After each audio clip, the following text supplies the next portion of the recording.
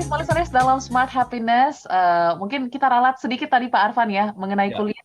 Ternyata Mario Dandi sendiri berkuliah dan dikeluarkan seperti itu ya dari Oh, oke. kampusnya gitu dan karena peristiwa ini.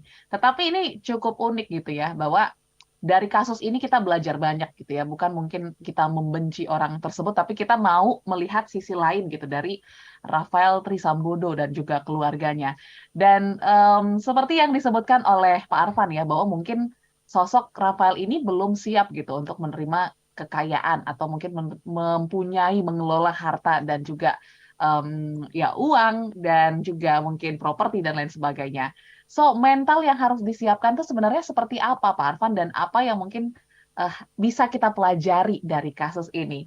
Ini pertanyaan dari Pak Pramudia di Malang. Silakan Pak Arfan. Terima kasih banyak Audrey. Ini pertanyaan yang bagus sekali ya. Jadi orang yang memperoleh kekayaan itu secara wajar, Mhm. itu dia sudah mengalami proses pertumbuhan Oke. secara emosional. Ya. Ya, jadi ketika saya punya mobil satu, misalnya gitu ya, itu kan dapetin mobil satu juga kan sudah upayanya udah luar biasa tuh kan. Ya, ketika punya mobil satu itu sudah ada sebuah pertumbuhan secara emosional untuk bisa mendapatkan mobil satu. Ya. Ketika saya membeli satu lagi mobil, mobil yang kedua itu kan sudah ada peningkatan lagi itu. Jadi peningkatan kekayaan itu terjadi berbanding lurus dengan peningkatan eh, kemampuan emosional, emotional maturity, Mhm. kematangan emosional. Itu peningkatannya terjadi secara bertahap gitu. Dan Ya. itu nanti terkait juga misalnya dengan rasa syukur gitu. Mhm. Jadi ketika kita mendapatkan dengan cara yang wajar, itu kita akan em, sampai kepada rasa syukur itu gitu. Ya, bisa beli barang itu kan mulai dari ada Mhm. sebuah keinginan, kemudian ada gap ya antara apa yang kita inginkan dengan apa yang kita mampu beli. Itu kan ada gapnya kan. Nah, kemudian kita berusaha untuk mengisi gap itu sampai kemudian dengan upaya effort yang luar biasa sampai kemudian kita bisa membeli. Ketika kita bisa membeli itu kan ada sebuah kepuasan, ya. Yes. Kemudian ada sebuah rasa syukur di situ. Oke. Oh iya ya, aku udah bisa beli ini, alhamdulillah. Dan kemudian kita bisa menikmati itu, Mhm. gitu. Tapi kalau saya langsung beli mobil 10 misalnya, Ya. saya tidak punya kemampuan untuk menikmati mobil itu. Karena saya mendapatkannya dengan begitu banyak gitu. Ya. Ya. Ya. Itu. Jadi kalau kita dapatkan satu-satu itu kenikmatannya itu akan berbeda dan rasa syukurnya juga akan berbeda gitu, Oke. Audrey. Ya, Mhm. jadi em, saya ingat dulu ya kalau waktu saya punya mobil satu ternyata ya Yes. punya mobil satu sama punya mobil dua itu berbeda. Mhm. Ya, ketika punya mobil satu itu rasanya sayang bener sama mobil itu. Mhm. Ya Mhm. benar-benar dirawat, benar-benar rasanya saya Ya. punya Ya. attachment yang cukup tinggi dengan mobil itu. Ketika mobil saya masih satu. Tapi ketika saya punya dua mobil, maka rasa sayangnya itu udah berkurang gitu. Mhm. Rasa sayang ke mobil itu menjadi berkurang. Rasa syukurnya juga bisa menjadi berkurang gitu. Berpotensi sangat besar untuk menjadi berkurang ketika Oke. kita punya punya banyak gitu. Mhm. Coba, mana yang lebih kita hargai? Sesuatu yang banyak atau sesuatu yang sedikit? Yang sedikit dong. Iya kan? Iya. Iya. Kalau makanan cuma sedikit kan kita benar-benar rasanya Sayang-sayang gitu. sayang bener ya. Begitu punya banyak kan, banyak lah gitu. Ya. Kita langsung meremehkan. Nah, itu Ya. yang namanya emotional maturity. Oke. Gitu ya. Ketika saya, jangankan saya bicara mobil gitu ya. Saya bicara tas saja gitu ya. Atau ballpoint saja lah. Mhm. Ya, saya punya, ini ballpen kesayangan saya nih. Gitu ya. Ini Oke. ya. Dan ballpen lain saya tidak lihat ballpen saya yang lain. Ketika saya punya ballpen satu, itu benar-benar ini yang saya pakai terus kemana-mana. Perhatikan ya. Ini bolpen kesayangan saya gitu. Tapi ketika saya punya dua, punya tiga, punya empat gitu, rasa apa ya? Memiliki. Happy-nya tuh berkurang sebetulnya gitu. Dengan kalau hanya punya satu ini rasanya benar-benar ini bolpen saya banget nih gitu. Ya, Mhm. saya juga merasa itu punya tas misalnya ya. Kalau punya tasnya itu masih satu itu saya sayang banget sama tas itu karena cuma satu. Ya. Tapi ketika tasnya ada dua, ada tiga itu rasa sayangnya berkurang gitu. Mhm. Ya, jadi kita itu menghargai sesuatu nomor nomor satu ya. Kita Oh. menghargai sesuatu yang kita capai dengan susah payah. Mhm. Ketika kita mencapai sesuatu dengan susah payah itu ada sebuah emotional maturity gitu, Oke. ya. Saya udah mendapatkan ini dengan susah payah. Ini akan saya jaga baik-baik gitu. Nah, itu rumus yang pertama. Tapi ketika kita mendapatkan sesuatu dengan mudah, itu kita akan merasa nggak sayang gitu. Kita kalau dapatnya juga gampang kok, nggak apa-apa kok, hilang juga nggak apa-apa kok, nanti beli lagi kan begitu. Yes. Ya, itu kan kaitannya sama happiness sesungguhnya. Ketika saya mendapatkan sesuatu dengan susah payah itu, ada yang seperti yang kita bahas minggu lalu ya, ada yang namanya delay gratification. Yes. Saya berusaha dulu, ngejar nabung dulu untuk bisa beli mobil, nabung dulu gitu. Susah payah gitu ya. Sekian bulan, sekian tahun baru bisa beli mobil. Itu kan ada sebuah kepuasan gitu. Ada sebuah kebanggaan. Nah ini, kalau kita mendapatkan dengan susah payah itu, nomor satu ada rasa syukur yang luar biasa. Karena mendapatkannya juga susah. Syukur itu adalah bagian dari yang namanya happiness. Yang kedua ada perasaan bangga. Oh, saya bisa mendapatkan ini loh dengan jerih payah saya sendiri. Oke. Gitu. Sebaliknya kalau saya mendapatkannya dengan cara yang tidak wajar, maka hati kecil saya sesungguhnya akan berontak. Dan dia akan mengatakan, jangankan bangga, saya akan merasa diri saya itu nggak berharga sebetulnya. Karena saya tahu persis dari mana saya mendapatkan harta ini. Jadi itu rumus pertamanya itu, segala sesuatu yang dicapai dengan sulit, itu akan muncul penghargaan, rasa syukur, rasa bangga. Ada sebuah achievement di sana. Tapi kalau itu didapat dengan mudah, itu kita tidak menghargai, kemudian tidak muncul rasa bangga. Malah yang ada adalah mungkin sebuah perasaan bahwa diri kita itu tidak berharga karena kita istilahnya mengambil sesuatu yang bukan hak kita. Yang kedua, ketika sesuatu itu banyak, kita kurang menghargai. Tapi ketika sesuatu itu sedikit, itu betul-betul kita jaga, kita rawat, kita cintai gitu. Betul-betul kita pegang erat-erat gitu. Karena cuma satu. Tapi kalau banyak, gitu ya. Jadi kita kurang menghargai. Nah itu juga kaitannya juga dengan rasa syukur. Dan ujungnya adalah dengan kebahagiaan kita gitu, Audrey.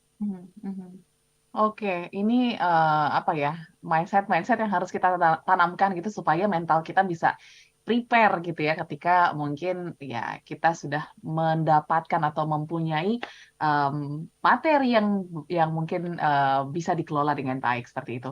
Dan ini juga mungkin berkaitan ya Pak Arfan ya. Kalau kita lihat kan kasus Rafael Alun Trisambodo ini ya bisa dikatakan memanfaatkan profesi ataupun pekerjaannya gitu ya. Dan biasanya orang-orang yang menghalalkan berbagai macam cara ini tidak happy di pekerjaan gitu ya, sehingga tidak mendapatkan definisi happiness at work seperti event kita yang akan dilaksanakan di hari Sabtu ya. Jadi small listeners harus ikut gitu. Mungkin sedikit kaitannya Pak Arfan, ketika kita menghalalkan segala cara gitu ya untuk kita mendapatkan sesuatu di pekerjaan kita, apakah kita bisa menemukan kebahagiaan dalam aktivitas kita sehari-hari tersebut? Ya, kalau kita tanya sama Rafael dan juga teman-temannya itu, ya, saya kira mereka akan mengatakan kita bahagia kok. Kita bahagia kok. Kita seringkali rancu antara bahagia dengan senang, Audrey. Ya. Gitu. Kita seringkali rancu itu yang namanya ada bahagia, ada senang, ada nyaman, ada puas. Itu kan rancu kita. Ya. Ya, sehingga ketika kita orang kalau dikasih sesuatu ya pasti senang, tapi apakah dia bahagia? Ya, karena kebahagiaan itu selalu dasarnya adalah sesuatu yang baik, sesuatu yang benar. Jadi dalam hidup itu kan ada 3, kebenaran, kebaikan, keindahan. Bahagia itu dasarnya adalah ini harus benar dulu. Kalau nggak benar, itu hati kecil kita saja berontak gitu. Karena Tuhan itu sudah menganugerahkan kepada kita sebuah alat yang sangat powerful dalam hidup kita. Itulah yang namanya hati nurani, conscience. Dan hati nurani kita itu nggak pernah belok gitu. Dia selalu mengatakan yang benar. Cuman kitalah yang kemudian membuat dia tuli gitu ya, membuat dia tidak kita gubris gitu, yang namanya hati nurani itu. Tapi hati nurani itu kan selalu bilang kamu salah, kamu ini udah keterlaluan gitu. Ya. Jadi kalau ditanya apakah Rafael itu bahagia, dia akan mengatakan bahagia, tapi sebetulnya yang dia maksud dengan bahagia itu adalah senang. Senang, pleasure itu bukan happiness, karena hati kecilnya pasti akan mengatakan kamu ini salah, kamu ini nggak bener ini, apalagi kamu orang pajak, kamu ngemplang pajak padahal kamu orang pajak gitu.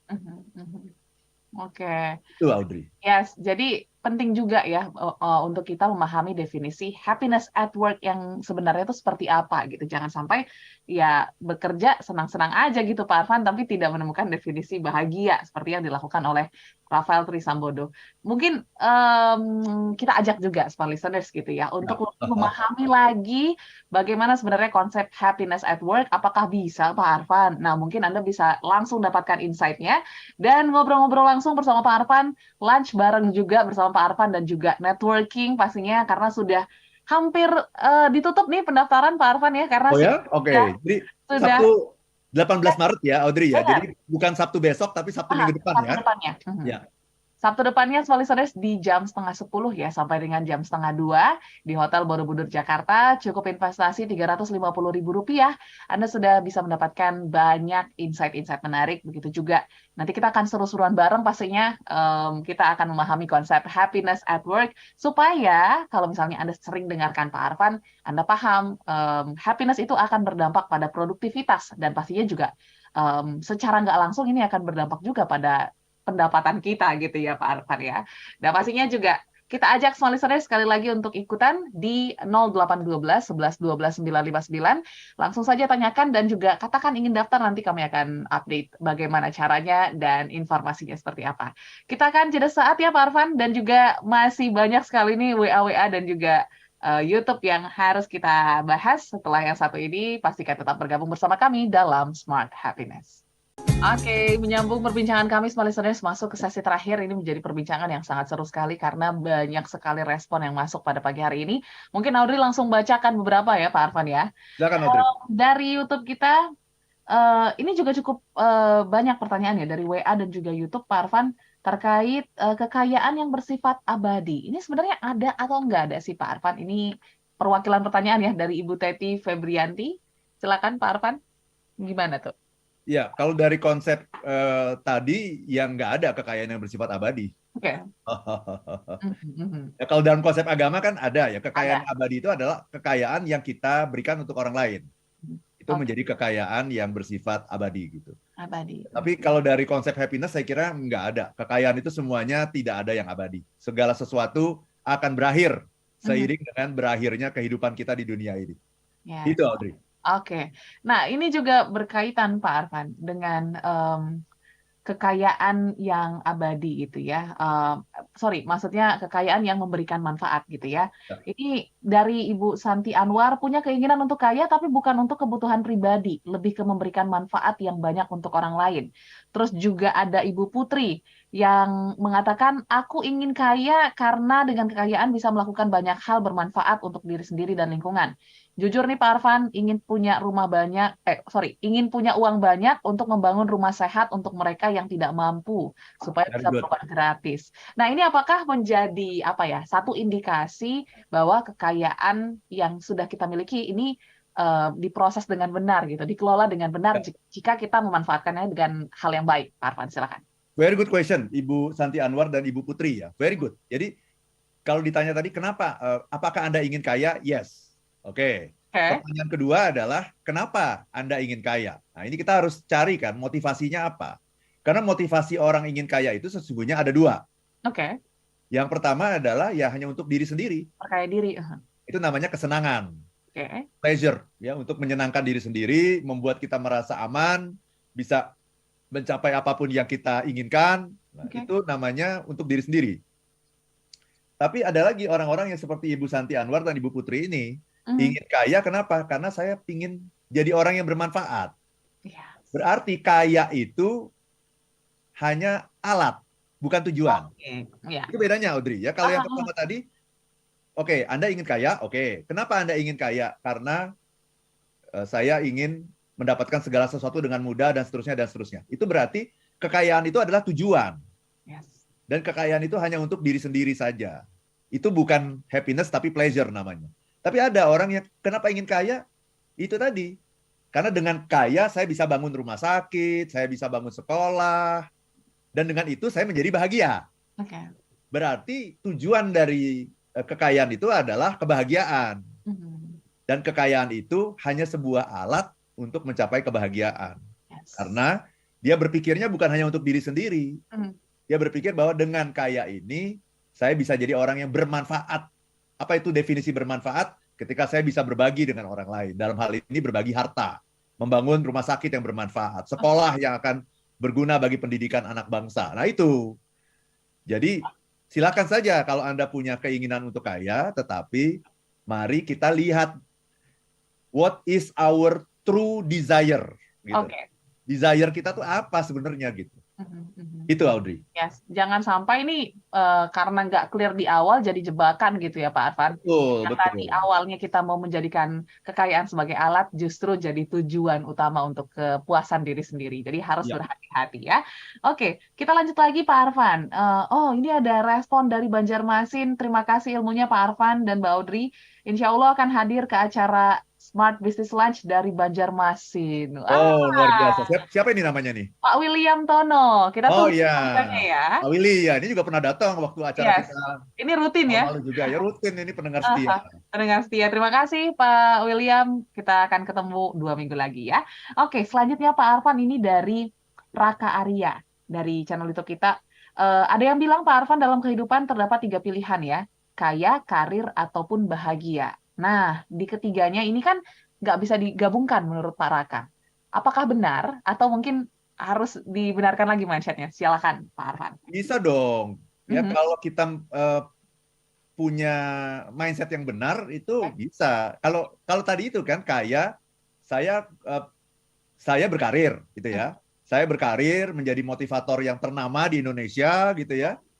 Dan dengan demikian salah satu yang namanya motivator ternama itu kan pasti bayarannya juga premium gitu ya. Itu kan Aha.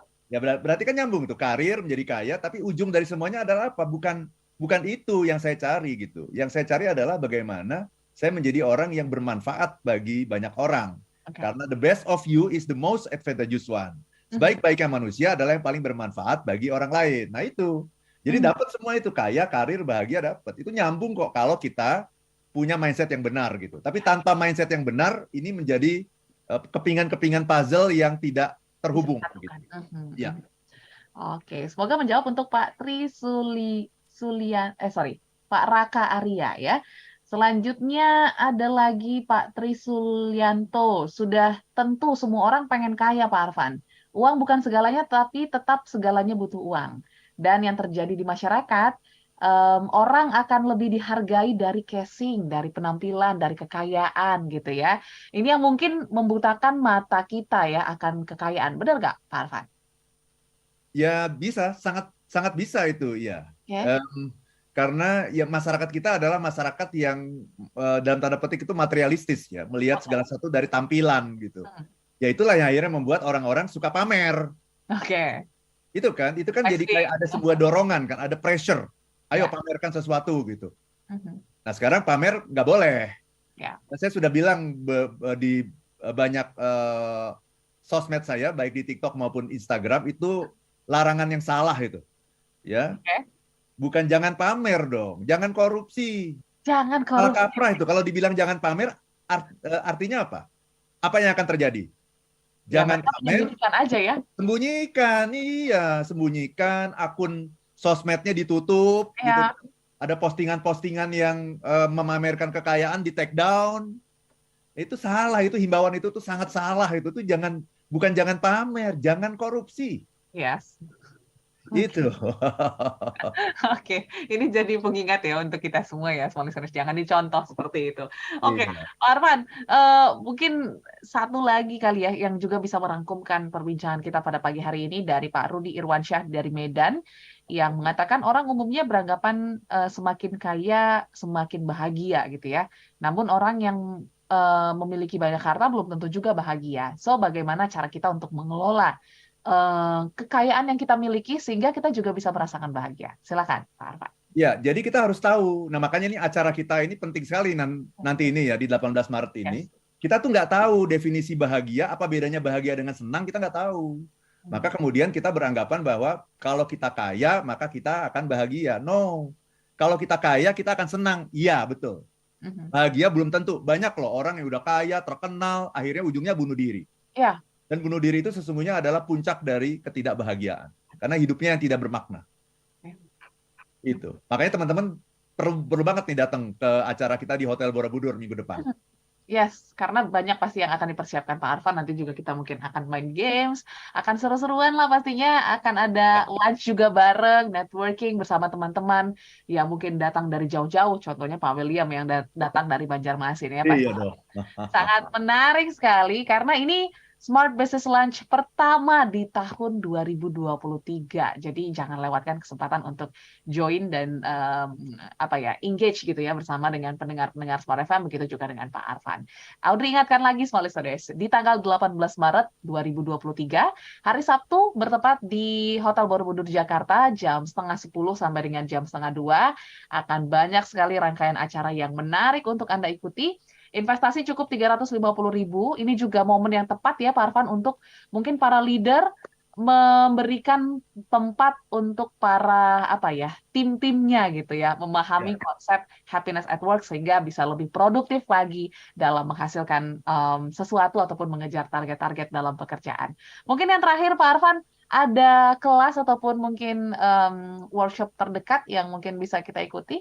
Ya, jadi ada dua pengumuman dari saya. Pertama, Oke. saya sedang cari telemarketer nih, Audrey. Aha, Ya, yes. silakan bagi teman-teman yang berminat, ya langsung saja ke 0812 12345 949. Oke. Ya, 0812 12345 949. Dan mengenai workshop, kita ada beberapa workshop nanti di bulan Ramadan. Ya, Oke. salah satunya Seven Laws of Happiness, Mhm. ya, selama 2 hari. Dan satu lagi adalah The Art of Dying. Nah, ini menarik nih. Oke. Kita bicara mengenai kematian nih. Aha, Dilihat dari perspektif happiness. yes. Nah, untuk tanggalnya dan sebagainya, silakan teman-teman lihat ke Instagram saya di @arfanpradiansyah. Ya, Mhm. silakan. Dan Anda juga boleh telepon ke 0812 12345 949 untuk informasi lebih lanjut. Mhm. Boleh juga yang punya TikTok ya, follow Pak Arfan karena sudah Oh, banyak TikTok ya. konten-konten ya. Seru banget sekarang. Oke, yang pasti Pak Arfan terima kasih insight pagi hari ini sangat menarik mengajarkan kita bahwa dalam kita mungkin mengumpulkan atau mendapatkan materi gitu ya untuk hidup yang berkecukupan, ya pasti butuh proses yang panjang sehingga kita lebih menghargai lagi apa yang kita miliki, apa yang kita dapati dari proses yang cukup panjang. Jadi jangan lewatkan, jangan skip prosesnya karena kita akan lebih bisa memaknai kekayaan itu dengan lebih dalam. Terima kasih Pak Arfan dan juga Small Listeners. Mohon Sama-sama, maaf Audrey. apabila ada respon yang belum sempat terbaca karena cukup banyak sekali. Kita akan jumpa minggu depan dengan topik yang lebih menarik lagi. Waktunya kami pamit. Saya Audrey Juana. Dan saya Arfan Pradiansyah. If If you you wanna want be to be happy, happy, be be happy happy now. now.